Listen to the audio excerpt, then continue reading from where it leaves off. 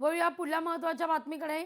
नाशिक महानगरपालिकेनं फाशीचा डोंगर या ठिकाणी वृक्ष लागवडची केलेली होती ती वादात सापडताना दिसतेय। तपोवन इथल्या नव्या जलशुद्धीकरण प्रकल्पाकरता 300 ते 400 झाडांची कत्तल करण्यात आली होती आणि त्यावरून पर्यावरण प्रेमींनी संताप व्यक्त केल्यानंतर नाशिक पालिकेकडून वृक्षतोडीच्या बदल्यात फाशीचा डोंगर इथं वृक्ष लागवड केल्याचा दावा हा करण्यात आलेला होता। फाशीचा डोंगर या ठिकाणी 7300 इतकी झाडं लागवड करण्यात आलेली आहे। जवळपास 75 लाख रुपये इतक्या निधीची तरतूद ही करण्यात आलेली होती। मात्र प्रत्यक्षात फाशीच्या डोंगर या ठिकाणी केलेली वृक्ष लागवड ही शास्त्रीय पद्धतीनं नसल्याचा दावा पर्यावरण प्रेमींनी केलेला आहे। या सगळ्याचा आढावा घेतला आपले प्रतिनिधी महेश महाले यांनी।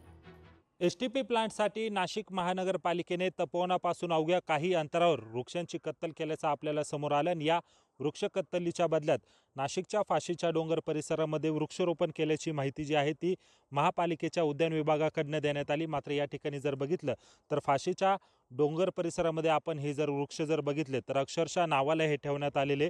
खरं तर ही संपूर्ण खडकाळ आणि कडक जमीन आहे। या ठिकाणी वृक्ष उगवेल तरी कसा हा देखील विचार महापालिकेच्या उद्यान विभागाच्या मनात आलेला आपल्याला दिसत नाही।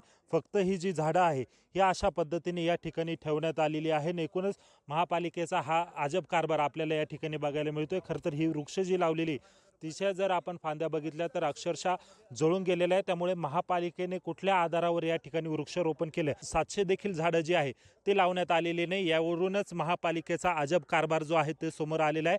उद्यान विभागानं खरं तर यासाठी ड्रेनेज विभागाकडनं 75 लाख रुपये घेतले। प्रति झाडांमागे 1000 रुपये अशी पद्धतीने या वृक्षांचं रोपण आणि संगोपन करण्यात आलेले। मात्र या ठिकाणी जर बघितलं तर महापालिकेने केवळ हे वृक्ष नावाला आणलेले आहे आणि या ठिकाणी ठेवून देण्यात आलेले। त्यामुळे महानगरपालिकेच्या उद्यान विभागाचा उघडा जो कारभार आहे तो पुन्हा एकदा समोर आल्याचं आपल्याला या ठिकाणी बघायला मिळतंय। महेश महाले, लोकशाही मराठी, नाशिक।